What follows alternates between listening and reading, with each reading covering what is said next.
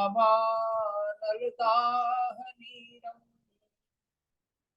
सम्मोहधूलिहरणे समीरम् मायारसादारणसारसीरम् नमामि वीरं गिरिसारधीरम् नमामि वीरं गिरिसारधीरम्।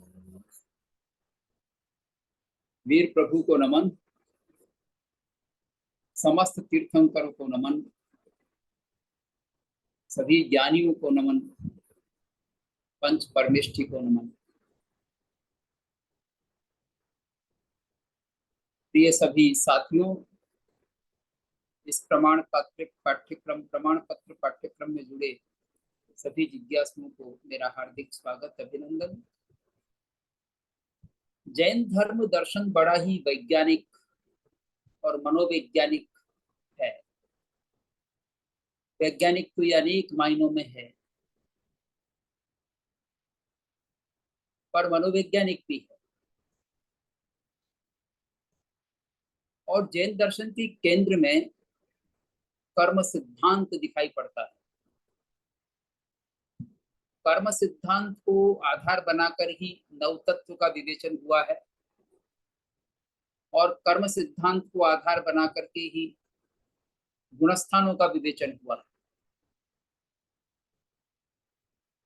कर्म सिद्धांत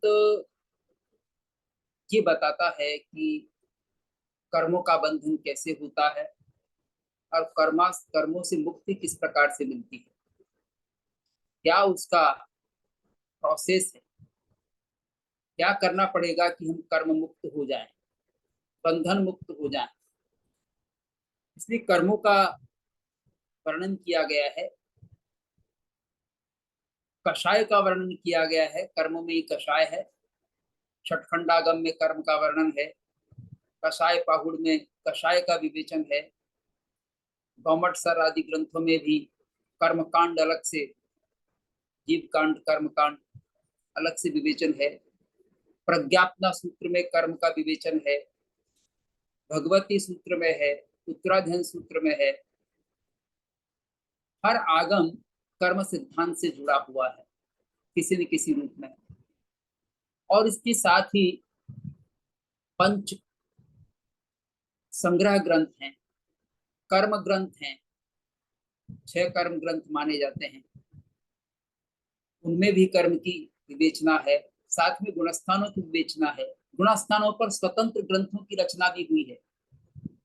उत्तरवर्ती काल में गुणस्थान पर ग्रंथ लिखे गए हैं। गुणस्थानों के आधार पर आत्मा स्वरूप की विवेचना, आत्म विकास की विवेचना की जाती है कि आत्मा का विकास कैसे होगा, विकास का क्या मानदंड होगा, किस किस स्टेज पर आत्मा पहुंचती है, इसको दिखाने की कोशिश की गई है। हम जब दृष्टिपात करते हैं जैन आगमों पर, तो आगम साहित्य में गुणस्थान के लिए प्राचीन काल में जीवस्थान शब्द का प्रयोग हुआ है। जीवस्थान, जीव किन किन स्थानों में रह सकता है, स्थान का यहाँ वो नहीं है, गति जाति आदि नहीं है, अपितु आत्मिक विकास की दृष्टि से कौन कौन से स्थान हो सकते हैं, उनको वहां जीवस्थान कहा है। लेकिन इन्हीं को कुंदकुंदाचार्य के समय सार में गुणस्थान कहा है और छठखंडागम आदि में भी गुणस्थान कहा है। तत्वार सूत्र में हमको गुणस्थान शब्द नहीं मिलता। तत्वार सूत्र में भी विवेचना हुई है आत्म विकास की भी, नव तत्वों की भी, या कहें 7 और 9 तत्व दोनों का ही हम कथन कर सकते हैं। 7 तत्व प्रमुख है, लेकिन पुण्य पाप को मिलाकर 9 भी कहे जा सकते हैं या 9 पदार्थ कहे गए हैं। तो इनकी विवेचना है, लेकिन गुणस्थान शब्द हमको तत्वार सूत्र में प्रयुक्त नहीं मिलता। तत्वार सूत्र में एक सूत्र आता है 9वें अध्ययन में, जिसमें सम्यक दृष्टि, श्रावक, वीरता, अनंत वियोजक, दर्शन, मोह, शांत, इस तरह से चलकर के क्रमशः असंख्य गुण निर्जरा कहा गया है। असंख्यात गुणी निर्जरा होती है इन विभिन्न अवस्थाओं में, ऐसा कहा गया है।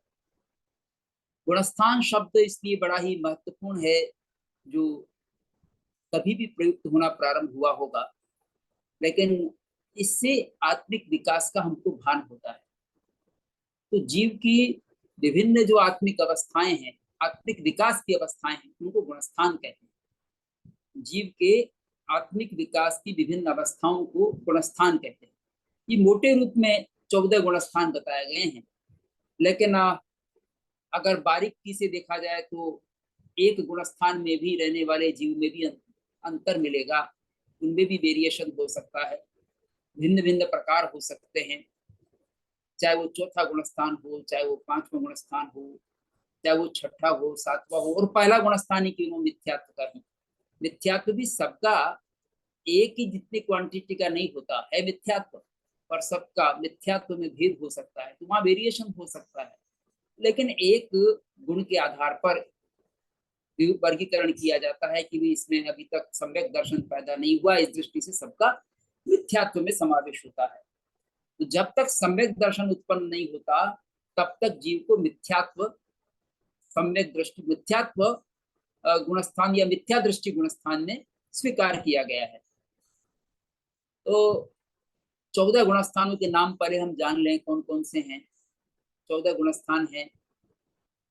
मिथ्यात्व गुणस्थान अथवा मिथ्या दृष्टि गुणस्थान, दूसरा है सास्वादन गुणस्थान, तीसरा है सम्यक दृष्टि, सम्यक मिथ्या दृष्टि गुणस्थान, जिसको मिश्र दृष्टि कह सकते हैं, इसमें सम्यक और मिथ्या दोनों ही मिल गए हैं, तो मिश्र दृष्टि गुणस्थान।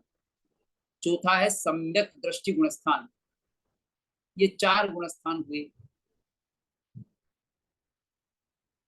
तो मिथ्यात्व इन्होंने दिखा दिया है। मिथ्यात्व गुणस्थान, सास्वादन सम्यक गुणस्थान, सम्यक मिथ्या दृष्टि यानी मिश्र गुणस्थान, अविरत सम्यक दृष्टि गुणस्थान, देश विरति श्रावक, प्रमत्त संयत, अप्रमत्त संयत, निवृत्ति बादर, जिसको अपूर्वकरण भी कहा है, अनिवृत्ति बादर, अनिवृत्तिकरण कहा है, सूक्ष्म संपराय, उपशांत मोह, क्षीण मोह, सयोग केवली, ये बिंदी नहीं आएगी, सयोग केवली और अयोग केवली, ये 14 गुणस्थान हैं। इन गुणस्थानों के नाम तो आपको याद करने पड़ेंगे, और मैं गुणस्थान को इसलिए ले रहा हूं कि एक बार इसी ग्रुप में, मुझे नाम याद नहीं रहा, उन्होंने श्रावक वर्य ने निवेदन किया था, जिज्ञासा जाहिर की थी पहले एक बार हमको गुणस्थान समझ में आ जाए, तो क्योंकि इसका बार बार प्रयोग होता है, कौन से गुणस्थान तक क्या होता है, कौन से गुणस्थान तक क्या होता है, तो इसलिए पहले गुणस्थान समझ में आने चाहिए। तो गुणस्थान की चर्चा की जा रही है। तो 14 गुणस्थान हुए। पहला गुणस्थान कौन सा है? मिथ्यात्व गुणस्थान। सबसे लोअर स्टेज है मिथ्यात्व गुणस्थान, प्रथम कक्षा है जहां से सबको आगे बढ़ना है। अब देखिए, मिथ्यात्वी एक केंद्रीय भी है, निगोद में रहने वाला जीव भी मिथ्यात्वी है, और 2 इंद्रिय वाला भी मिथ्यात्वी है, 3 इंद्रिय वाला भी मिथ्यात्वी है, 4 इंद्रिय वाला भी है, 5 इंद्रिय वालों में भी असंगी पंचेंद्रिय मिथ्यात्वी है, और संगी पंचेंद्रिय में भी अधिकांश मिथ्यात्वी है। पर वहां संभावना है सम्यक दृष्टि होने की भी। सम्यक दृष्टि हो सकता है, तो बहुत कम जीव सम्यक दृष्टि होते हैं, विरले ही जीव सम्यक दृष्टि होते हैं। तो अधिकतर जीव तो मिथ्यात्व की कोटि में है, तो इसलिए मिथ्यात्व गुणस्थान में ही जीवों की संख्या ज्यादा है।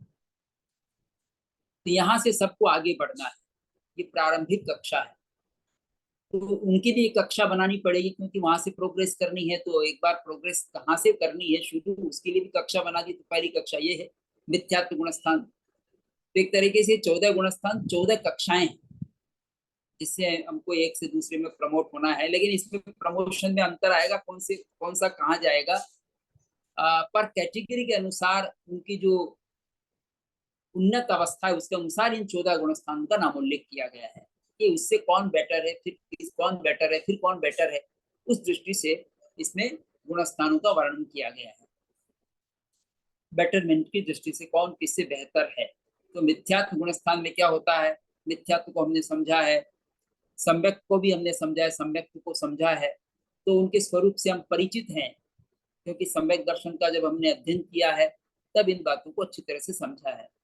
फिर भी थोड़ा सा यहाँ हम रिवीजन कर लेते हैं। तत्वार्थ के प्रति विपरीत श्रद्धान का होना मिथ्यात्व गुणस्थान है। तत्वार्थ के प्रति विपरीत श्रद्धान का होना, यानी जो तत्वबोध है वो तत्वबोध उनको विपरीत होता है या नहीं होता है, गलत होता है, नहीं होता है, तो भी मिथ्यात्व ही है। अधिकतर जीव इस गुणस्थान में होते हैं। इस गुणस्थान में मिथ्यात्व मोहनी प्रकृति का उदय रहता है। ये एक इसका लक्षण आप समझ लीजिएगा। इस मिथ्यात्व गुणस्थान में मिथ्यात्व मोहनीय प्रकृति का उदय रहता है। जो मोहनीय कर्म है, मोहनीय कर्म के हमने दो भेद किए थे, दर्शन मोहनीय और चारित्र मोहनीय। दर्शन मोहनीय की 3 प्रकृतियां हैं, चारित्र मोहनीय की 25 प्रकृतियां हैं। तो दर्शन मोहनीय की 3 प्रकृतियां कौन सी है? मिथ्यात्व मोहनीय, सम्यक मोहनीय और मिश्र मोहनीय। मिथ्यात्व मोहनीय, सम्यक मोहनीय, मिश्र मोहनीय। तो इसमें मिथ्यात्व मोहनीय का उदय रहता है। इस गुणस्थान में प्राय एकेंद्रिय से लेकर असंगी पंचेंद्रिय के जीव रहते हैं। संगी भी रह सकते हैं, संगी खूब हैं, अनंत जीव हो सकते हैं, असंख्यात हो सकते हैं। विपरीत दृष्टि वाले जीव में भी अल्प मात्रा में सही ज्ञान होता है। विपरीत दृष्टि वाले जीव में भी एक बात की ध्यान देने की, अल्प मात्रा में सही ज्ञान होता है। वह भी पुस्तक को पुस्तक समझता है, घर को घर समझता है, कूलर को कूलर, एसी को एसी, टेबल को टेबल, है ना।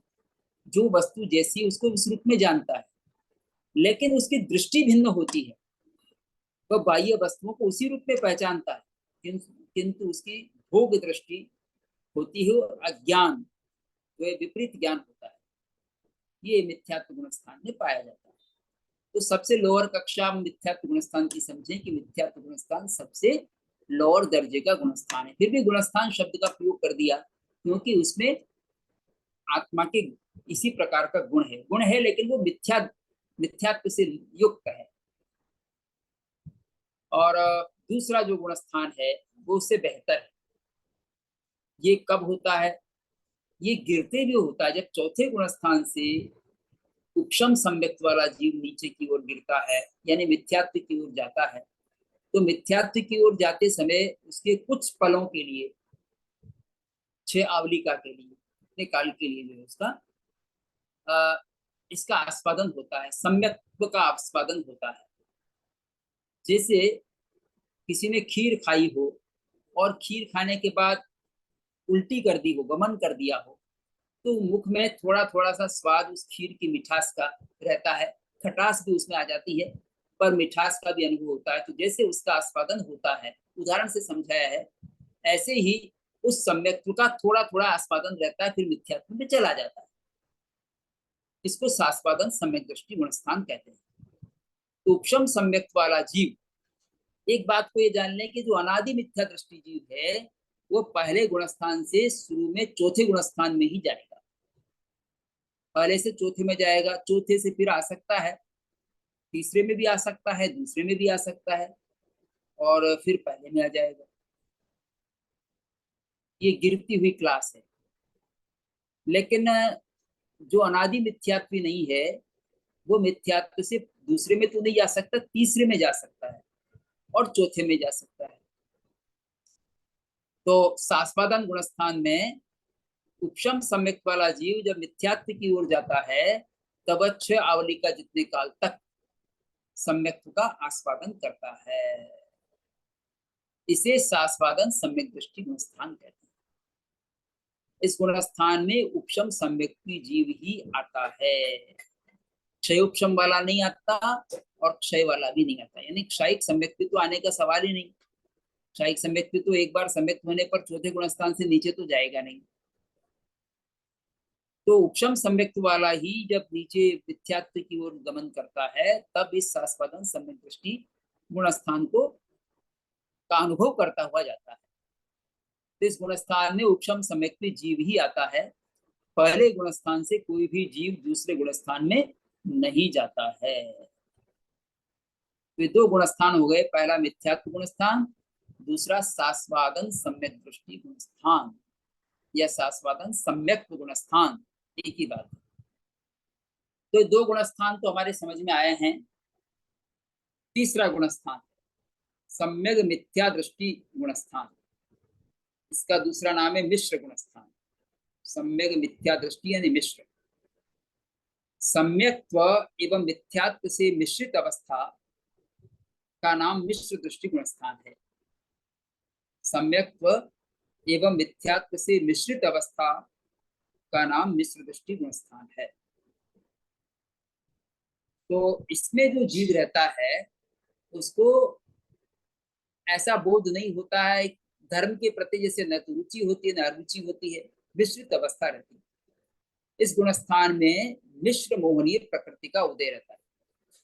मिथ्यात्व की जो दर्शन मोहनी की तीन प्रकृतियां हैं, दर्शन मोहनी की तीन प्रकृतियों में मिथ्यात्व मोहनी है, एक सम्यक मोहनी है, एक मिश्र मोहनी है।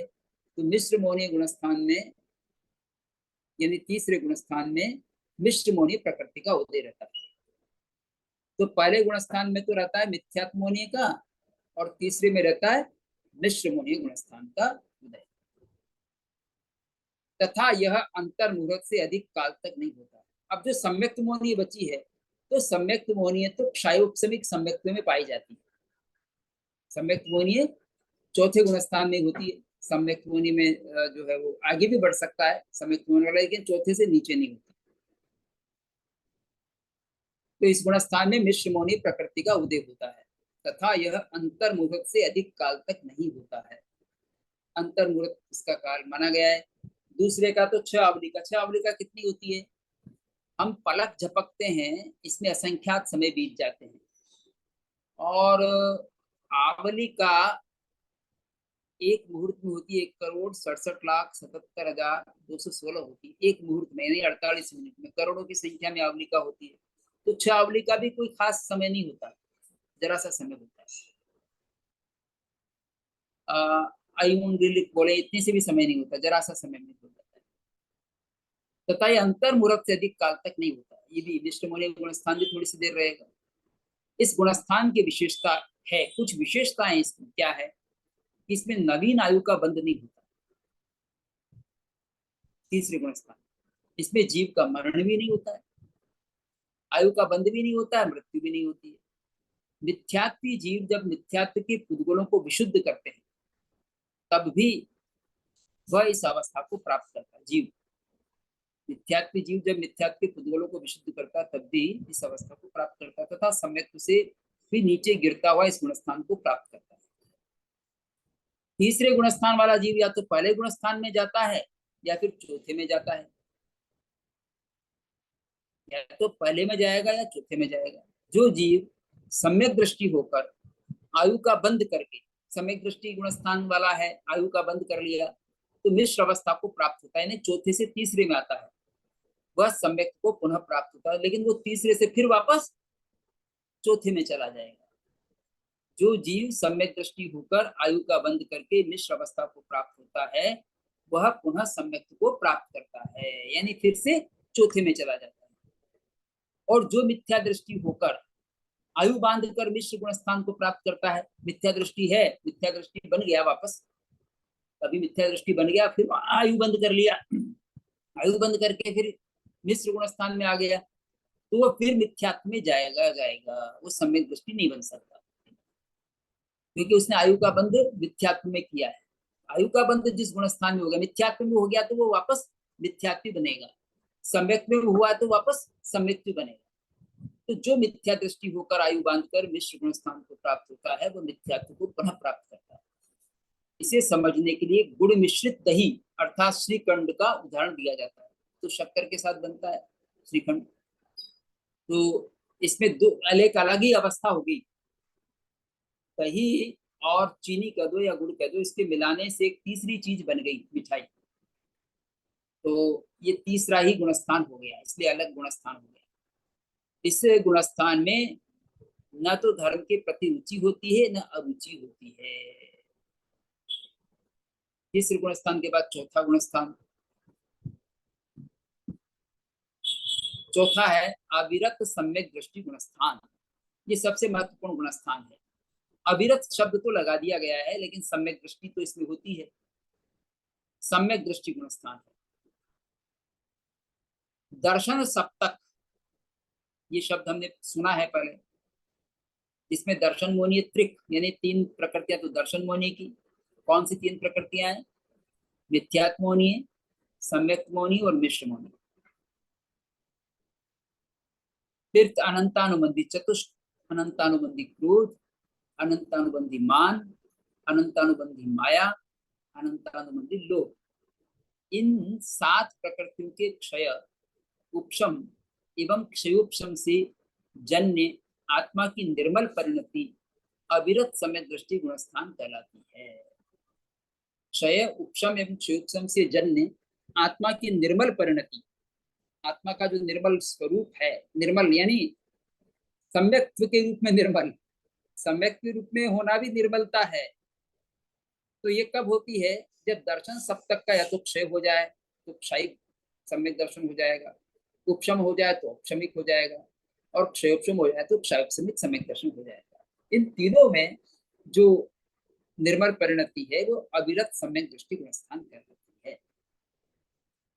ये जो अविरत शब्द है, जरा इसको भी समझ लें। इसमें अविरत क्यों लगाया है? क्योंकि सम्यक दृष्टि तो चौथे से लेकर के और 14वें गुणस्थान तक सभी है और सिद्ध भी है। चौथे से लेकर के 14वें गुणस्थान तक सभी सम्यक दृष्टि होते हैं। अविरत जो लगाया है वो अंतर दीपक के रूप में इससे पहले वाले गुणस्थानों पर भी लागू होता है। अविरत जो है चौथे गुणस्थान तक अविरत कहलाते हैं। पहले में भी अविरत है, दूसरे में भी अविरत है, तीसरे में भी अविरत है और चौथे भी अविरत है। अविरत का क्या मतलब? जो व्रतों का पालन नहीं करते, जो हिंसा, झूठ, चोरी, मैथुन सेवन और परिग्रह से विरत नहीं हुए हैं, किसी भी प्रकार का व्रत जिन्होंने अंगीकार नहीं किया है, वो अविरत है। जिन्होंने अंगीकार कर लिया वो विरत हो जाते हैं। विरत 2 तरह के होते हैं, एक देश विरत होता है और एक सर्व विरत होता है। 2 प्रकार के विरत होते हैं। पर जब तक देश विरत, सर्व विरत नहीं हुआ तब तक वो अविरत कहलाता है। तो अविरत शब्द 1 से 4 गुणस्थान तक लागू होता है। पहले से लेकर के चौथे गुणस्थान तक के सारे जीव अविरत हैं। और सम्यक दृष्टि से हम कहें तो चौथे से लेकर के 14वें गुणस्थान तक सभी जीव सम्यक दृष्टि हैं। अब हम इसके जो भेद करते हैं तो क्षायिक, औपशमिक अथवा क्षायोपशमिक सम्यक दर्शन होता है। और ये गुणस्थान समस्त विकास का आधार बन जाता है, क्योंकि सम्यक दर्शन होने पर ही आत्मा में ज्ञान सम्यक होता है और फिर चारित्र की ओर आगे बढ़ता है। चारित्र की ओर आगे नहीं बढ़ा तो उसका विकास नहीं होगा, वो कषायम को दूर नहीं कर पाएगा, चारित्र मोनि कर्म को दूर नहीं कर पाएगा। देखिए बड़ा वैज्ञानिक धर्म है। अब आप कहो कि भाई हम रत्नत्रय की जो पढ़ाई कर रहे हैं उसी के अंतर्गत है, गुणस्थान भी उसी के अंतर्गत समझ लीजिए। क्योंकि उसमें सम्यक दर्शन की चर्चा हुई, सम्यक ज्ञान की चर्चा हुई, सम्यक चारित्र की चर्चा हुई। तो चौथे गुणस्थान में सम्यक दर्शन प्रकट हुआ। सम्यक दर्शन चाहे वो 3 प्रकार में से कोई सा भी हुआ हो, सम्यक दर्शन की प्रकटीकरण आवश्यक है। और ये सम्यक दर्शन प्रकट होते ही ज्ञान सम्यक हो जाता है। ये हमने पढ़ा है, तो यहाँ ज्ञान भी सम्यक होता है, इसके आगे भी सम्यक ही जाता है। अब जो चारित्र की बात है वो इसके बाद वाले गुणस्थान से शुरू होती है। 5वें गुणस्थान से लेकर के आगे के गुणस्थानों में चारित्र की चर्चा होती है। तो चारित्र की क्या चर्चा होती है उसको जरा देखते हैं। तो चारित्र में हम 2 तरह का लेकर चल रहे हैं, जिसको हमने देखा भी था, देश विरत और सर्व विरत। तो देश विरति श्रावक गुणस्थान, ये श्रावक की दृष्टि से देश विरति कहा। देश विरति श्रावक गुणस्थान जो इंद्रिय विषयों एवं हिंसा, झूठ, चोरी, मैथुन सेवन, परिग्रह आदि से आंशिक रूप से विरति करता है। इनसे आंशिक रूप से विरति करता है। आंशिक रूप से इसलिए कि 2 करण 3 युग से करता है या 1 करण 1 युग से करता है। तो वह गृहस्थ श्रावक देश विरति गुणस्थान का धारक कहलाता है। देश विरति गुणस्थान का यानी कि 5वें गुणस्थान वाला होता है। इस देश विरति श्रावक गुणस्थान के और भी नाम है। संयता, संयति से संयता, संयत, विरता, विरत गुणस्थान भी कहा जाता है। इस गुणस्थान के अधिकारी मनुष्य एवं तिर्यंच होते हैं। एक यह ज्यादा आ गया है, मनुष्य एवं तिर्यंच होते हैं। ये संगी, पंचेंद्रिय एवं पर्याप्तक होते हैं। देखिए तिर्यंच भी श्रावक बन सकता है। देश विरति उसमें भी हो सकती है, मनुष्य में भी हो सकती है, लेकिन देव श्रावक नहीं बनते। चाहे देव को सम्यक दर्शन हो, वह अनुत्तर विमान का ही देव हो, सर्वार्थ सिद्ध विमान का ही देव हो, भले ही क्षायिक सम्यक दृष्टि क्यों न हो, लेकिन उनमें विरति नहीं होती, वो श्रावक धर्म का पालन नहीं कर पाते। तो श्रावक धर्म का पालन करना भी बड़ा महत्व रखता है, और इसको मनुष्य और तिर्यंच कर सकते हैं। यानी वो हिंसा से काफी अंशों में रुकते हैं, झूठ को छोड़ते हैं, चोरी करने को छोड़ते हैं, यानी बिना दी हुई वस्तु को नहीं लेते, कि ईमानदारी उनके जीवन में आ जाती है, और वे अपनी पत्नी से या अपने पति से संतुष्ट रहते हैं।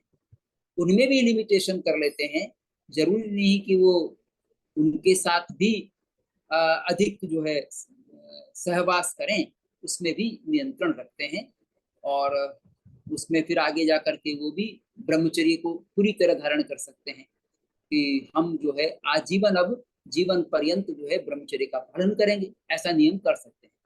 कई ऐसे श्रावक श्राविका आज भी हैं जो 30 साल से लेकर के 30, 32, 34, 38, 40, 42 साल की उम्र में भी ब्रह्मचर्य व्रत अंगीकार कर लेते हैं। पति पत्नी दोनों सजोड़े ब्रह्मचर्य का व्रत नियम ले लेते हैं। तो ये बड़ी बात आज भी मौजूद है, आज के युग में भी, जिसमें इतने सारे भोग के साधन मौजूद हैं, सारी दुनिया भोगों की ओर जा रही है, उसमें भी अभी ऐसे त्यागी व्रती मौजूद हैं। पुराने जमाने में तो विजय सेठ विजया सेठानी का वर्णन मिलता है हमको। विजय सेठ विजया सेठानी ने क्या किया था कि इन दोनों ने साधु संतों की संगति में आकर के नियम अंगीकार कर लिया था। एक ने कृष्ण पक्ष में मैथुन सेवन त्याग का, और एक ने शुक्ल पक्ष में। जब दोनों का विवाह एक साथ हो गया और मिलन की बेला आई, तो कहा गया कि मेरे तो त्याग है कृष्ण पक्ष के, तो उसने कहा कि मेरे शुक्ल पक्ष के त्याग हैं। तो फिर दोनों ने संकल्प कर लिया कि हम अपने त्याग का निर्वाह करेंगे, और जीवन भर उन्होंने ब्रह्मचर्य का पालन किया। तो ऐसे उदाहरण प्राचीन काल के तो हैं, और कई उदाहरण हैं, सुदर्शन सेठ का है, कई सारे उदाहरण श्रावकों के हैं।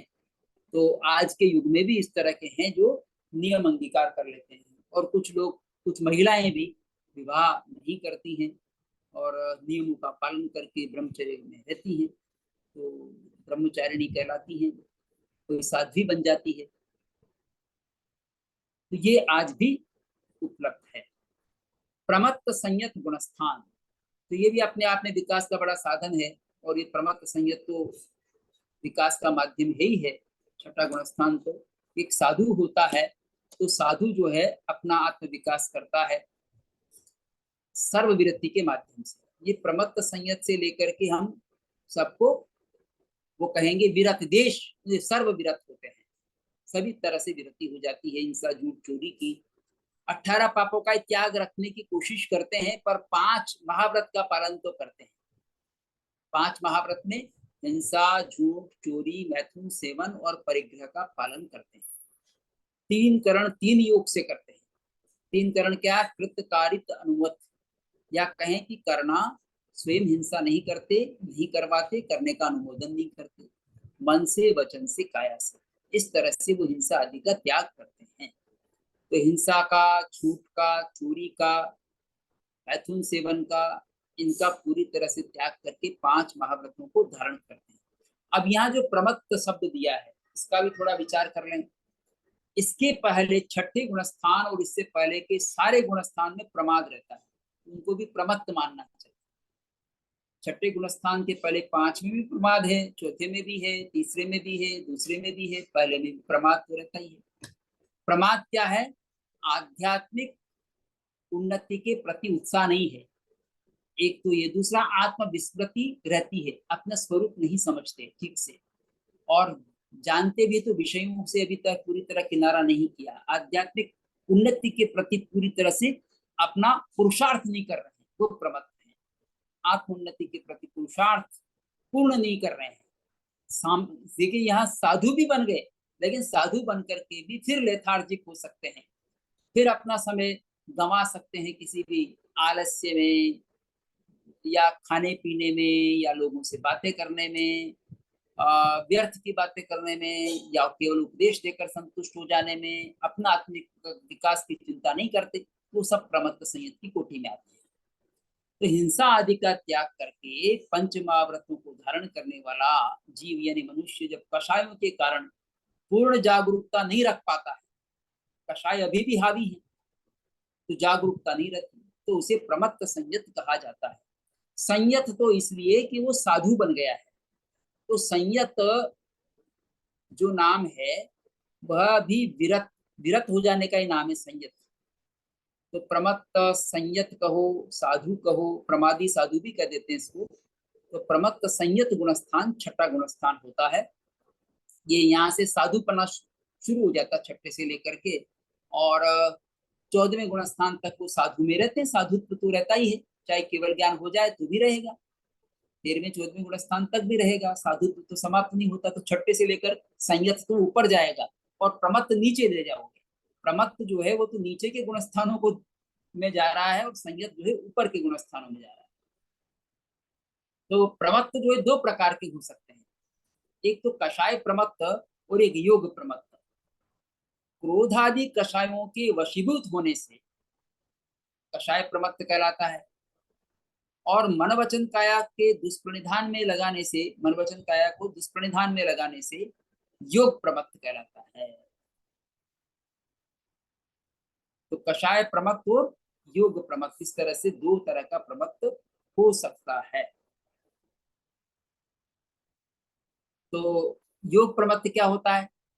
जो क्रोधादि कषायों के वशीभूत होने से, तो कषाय प्रमत्त कहलाता है मन वचन काया को दुष्प्रणिधान में लगाने से। यानी मन वचन काया को किधर लगाए? तो सुप्रणिधान में लगाए, अच्छे तरह से अपने मन को सच्चिंतन में लगाए, वाणी को सत्य बोलने में लगाए, और निर्वध्य सत्य बोलने में लगाए, हित मित प्रिय वचन बोलने में लगाए, तो वह उसका सुप्रणिधान होगा। या वीतराग वाणी की चर्चा करे, इधर उधर की बातें नहीं करे, जिससे आत्मा का उत्थान हो उसमें मन वचन काया को लगाए, तो वो सुप्रणिधान है। और जिससे आत्मा का पतन हो उसमें लगाए तो उसको दुष्प्रणिधान कहते हैं। तो मन वचन काया को सुप्रणिधान में नहीं लगाता है तो वह प्रमत्त कहलाता है, तो योग प्रमत्त कहलाएगा।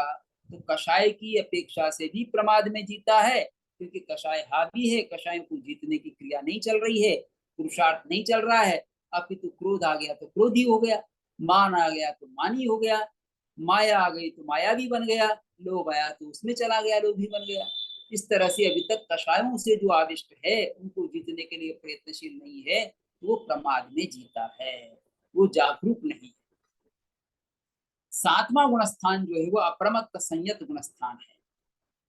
अप्रमत्त यहाँ अप्रमत्त हो गया है, अब इसके ऊपर के सारे गुणस्थान अप्रमत्त में जाएंगे, और संयत तो है ही है, यहाँ सारा ऊपर की ओर जाएगा, अप्रमत्त संयत सब अप्रमत्त संयत रहेंगे 7वें से 14वें तक। जो सतत उपयोगवान एवं जागरूक साधु साध्वी हैं वे इस गुणस्थान में रहते हैं। तो इसमें आप ये समझ लीजिएगा, छठे गुणस्थान से सब साधु साध्वी में लागू होगा, 5वां गुणस्थान श्रावकों में लागू होगा, चौथे गुणस्थान वाले बिना श्रावक हुए भी कोई सम्यक दृष्टि हो सकते, देव भी हो सकते हैं, नारक भी हो सकते हैं, तिरंज भी हो सकते हैं, मनुष्य भी हो सकते हैं, सम्यक दृष्टि कोई भी हो सकता है। लेकिन आगे जो 5वें गुणस्थान तक, 5वें गुणस्थान में तिरंज और मनुष्य हो सकते हैं, लेकिन छठे गुणस्थान से लेकर के 14वें गुणस्थान तक तो मनुष्य ही होंगे और कोई दूसरा जीव नहीं होगा। मनुष्य भी पर्याप्त होगा, गर्भज होगा, पर्याप्त होगा, और शुक्ल पक्षी होगा, ये सब उसमें होती है विशेषताएं, समय दृष्टि होगा। अप्रमत्त संयत गुणस्थान, जो सतत जागरूकता इसमें होती है, उपयोगवान होता है, तो जागरूक होता है, इस गुणस्थान में ऐसे साधु साध्वी रहते हैं। प्राय उनका छठे 7वें गुणस्थानों में आना जाना रहता है, 7 में से कभी छठे में भी चले जाएंगे, क्योंकि प्रमाद आ जाता है बीच बीच में, बीच बीच में जो है वो उत्साह मंद हो जाता है, तो प्रमाद में चले जाते हैं, तो 7वें से छठे में भी चले जाएंगे। ऐसा कहते हैं कि जब शुरू में दीक्षा लेते हैं तब 7वें में जाते हैं, फिर छठे 7वें में आना जाना चला रहता है। जब तक आठवें में नहीं जाए, आठवें से आगे नहीं बढ़े, तब तक छठे सातवां चलता रहता है। वे कषाय जय एवं योग के सुप्रणिधान के प्रति ये जागरूक रहता है। आप यह कषाय जय एवं योग के सुप्रणिधान के प्रति जागरूक रहता है। इस गुणस्थान वाला जो जीव है वह कषाय जय के प्रति, वही मैं कषायों को जीतूं, क्रोधमान माया लोग को जीतूं, और योगों का भी प्रयोग उपयोग ठीक से करूं। किसमें करूं? सुप्रणिधान यानी मन वचन काया को सत चिंतन में, सदवचन में, सत्कार्यों में नियोजित करूं, ऐसा वह चिंतन करता है। इस तरह से अब एक बात इसमें बता दूं कि ये जो कर्मों का, ये सॉरी गुणस्थानों का विवेचन है, इसमें अष्टविध कर्मों के, कर्म सिद्धांत से जुड़ा हुआ है। तो 8 प्रकार के जो कर्म हैं उनके उदय, क्षय, क्षयोपशम और उपशम, इनके आधार पर ही गुणस्थानों का कथन किया जाता है। कर्मों के उदय, क्षय, क्षयोपशम आदि के आधार पर, उदय, क्षय, क्षयोपशम और उपशम के आधार पर गुणस्थानों का विवेचन किया जाता है। तो इन गुणस्थानों को हमने संक्षेप में समझा है। और प्रथम से चौथे गुणस्थान तक दर्शन मोहनीय प्रकृति का क्षय उपशम क्षयोपशम होता है, और 5वें गुणस्थान से और आगे के गुणस्थान में चारित्र मोहनीय कर्म के क्षय उपशम क्षयोपशम की प्रक्रिया चलती है। क्षय की प्रक्रिया और आगे बढ़ जाती है 7वें गुणस्थान से, तो क्षय होता है, तो क्षय उपशम भी होता है, क्षय उपशम की प्रक्रिया रहती है। तो इस तरह से आगे गुणस्थान आत्म विकास की गुणस्थान है। अभी तक हमने 7 ही गुणस्थानों की चर्चा की है। अब अगले दिन जो भी आएगा हमारा, परसों के दिन, शेष 7 गुणस्थानों की चर्चा करेंगे, और भी कुछ बिंदु जो गुणस्थानों से संबंधित होंगे उनकी भी चर्चा करेंगे। मैंने एक साथ 14 गुणस्थान इसलिए नहीं लिए कि फिर ज्यादा भार हो जाएगा। जो नए लोग समझना चाहते हैं उनके लिए, जिनको पहले से पता है, ज्ञान है, उनके लिए तो कोई समस्या नहीं है, पर जो नए हैं उनको एक साथ भार न पड़े, इस दृष्टि से संक्षेप में ही कुछ कुछ बातें बताई हैं। और इसी के साथ आज का ये कालांश पूर्ण किया जाता है, और आपके प्रश्न आमंत्रित हैं।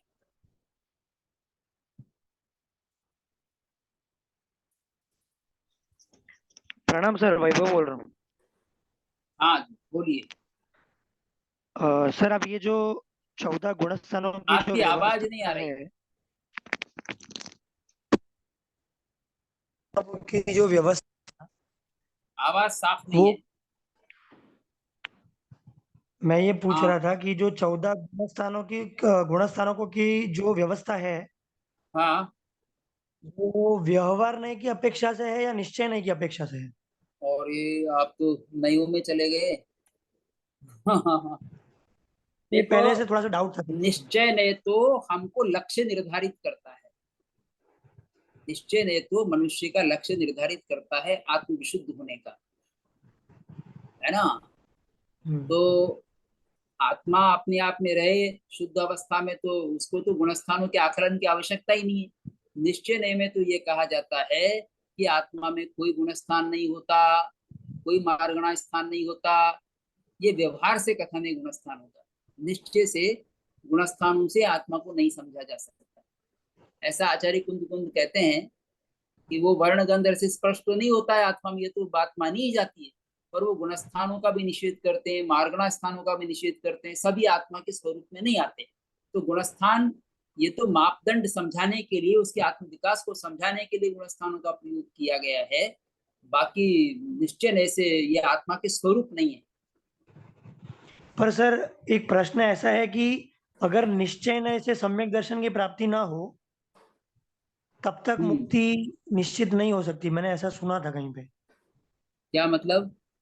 मतलब कि व्यवहार नहीं से जो सम्यक दर्शन होता है, वो अरे मतलब कि आप, ऐसा है कि सम्यक दर्शन को एक ही तरह का होता है, दो तरह का नहीं होता सम्यक दर्शन। सम्यक दर्शन है उसको निश्चय नए से कहो चाहे व्यवहार नए से कहो, व्यवहार नए से कथन इसलिए किया जाता है कि हम बाहर से उसका जानकारी कर सकते हैं कि सम्यक दर्शन जिसको हो गया है, चाहे आप उसको निश्चय कर दो, निश्चय से जिसको सम्यक दर्शन हो गया है उसको व्यवहार में क्या परिणाम आएगा, व्यवहार में उसका क्या प्रभाव होगा, उसको व्यवहार सम्यक दर्शन कह देते हैं। तो उसमें शांति रहेगी, शांति का रहना सम्यक दर्शन नहीं है। पर जिसको सम्यक दर्शन की प्राप्ति निश्चय से हो गई है, वास्तविक रूप से हो गई है, निश्चय का मतलब सत्य में हो गई है, तो उसके व्यवहार में ये परिवर्तन आता है। इसलिए व्यवहार सम्यक दर्शन कह रहे हैं। व्यवहार सम्यक दर्शन का ये मतलब नहीं है कि भाई बाहर से जो है वो सम्यक दर्शन हो गया और भीतर से नहीं हुआ। भीतर से होने पर ही बाहर उसका प्रकट होगा। इसमें शांति होगी, उसमें मोक्ष की अभिलाषा होगी, उसमें संसार से वैराग्य होगा, उसमें जीवों पर अनुकंपा होगी, उसमें देवगुरु धर्म पर आस्था होगी, भगवान की वाणी पर आस्था होगी, उससे प्रमोद का अनुभव करेगा, सभी जीवों के प्रति मैत्री का व्यवहार करेगा। ये सब उसके जीवन में परिलक्षित होता है। इसलिए आप दो तरह का नहीं समझे कि सम्यक दर्शन निश्चय से तो अलग होता है, व्यवहार से अलग होता है। उसका इम्पैक्ट दो तरह का होता है। भीतर में वो आत्म विशुद्धि का अनुभव करता है और बाहर में उसका व्यवहार इस तरह का होता है। जी सर, स्पष्टता हो गई, खूब खूब आपकी धन्यवाद। आवाज बहुत धीमी है। सर जी प्रणाम, जय जिनेन्द्र। हाँ हाँ, बोलिए मीनाक्षी। सर जी, गुणस्थान यदि हम कहे तो मोह और योग के, जीवों के मोह और योग के भावों की जो तारतम्य अवस्था होती है उसको हाँ, गुणस्थान कहते हैं। आप देखो ये भी समझाने का तरीका है, क्योंकि मोह में जो है, मोह का एक क्षय उपशम क्षय उपशम होता है, और जी योग रहता है 14वें गुण 13वें गुण स्थान तक। जी तो मोह और योग शब्द से भी समझाया गया है। मोह और योग के कमी बेशी के आधार पर या उनकी शुद्धता अशुद्धता के आधार पर जो आत्मिक अवस्थाएं बनती हैं उनको गुणस्थान कहते हैं। ये परिभाषा दी जा सकती है, कोई बाधा नहीं है। तो फिर तो फिर हमारे मोह और योग के निमित्त से होने वाले पर ऐसा जीवों है, की जो, मोह मोह खत्म भी तो हो जाता है ना, मोह समाप्त हो जाता है 10वें गुणस्थान के बाद, तो रहता नहीं है। तो मोह की जी समाप्ति के बाद भी रहता है गुणस्थान, योग की समाप्ति के बाद में भी रहता है गुणस्थान। और उसकी समाप्ति के आधार पर कहा जाएगा कि मोह की समाप्ति हो गई इसलिए भी गुणस्थान है। और दर्शन मोह का क्षय उपशम क्षय उपशम हो गया इसलिए भी गुणस्थान है। चारित्र मोहनी का क्षय उपशम हो गया इसलिए भी गुणस्थान है। तो उनके रहने पर और उनके समापन पर, दोनों ही अवस्थाओं में गुणस्थान कहा जाता है। मोह के होने पर भी, और मोह के क्षय उपशम क्षय उपशम होने पर भी, और दर्शन होने के भी, चारित्र होने के भी, और योग के रहने पर भी, और योग से अयोगी बनने पर भी गुणस्थान कहा जाता है। ये आत्मिक विकास की अवस्थाएं हैं। जी। हम्म। तो ये गुणस्थान मतलब बाहर से दिखने वाली चीज नहीं है ना, इसलिए अपन व्यवहार में नहीं ले सकते ना इसको, भावों के हाँ, आधार अभी पर होगी भीतर ना ये। भीतर में जो प्रकटीकरण होता है उसको बाहर जी से जी समझाया गया है। जी। मतलब घटित जब तो जैसे भीतर में ही जीव, होता है, गुणस्थान भी भीतर में घटित होता है। जी जी लेकिन हमने इसको, या हमने क्या, परंपरा में उसको समझाने की कोशिश की गई है आत्मिक विकास को भी। आपके ऐसी अवस्था होने पर ऐसा होता है, ऐसी अवस्था होने पर ऐसा होता है, यूं समझाया गया है। जी तो सर जी। समझाने में बाधा नहीं है। इससे कोई ये तो जान सकता है ना कि भाई इस तरह से आत्मिक विकास होता है। और जब तक सम्यक दर्शन नहीं होगा तब तक तो मतलब संगी पंचेंद्रिय भी मिथ्यात्व गुणस्थान में ही रहेगा, हाँ बिल्कुल रहेगा। क्योंकि उसमें संभावना रहती है संगी दूसरा और पंचेंद्रिय तीसरा गिरते गिर हुए हो गुणस्थान सकता है, है। दूसरा और तीसरा गुणस्थान गिरते हुए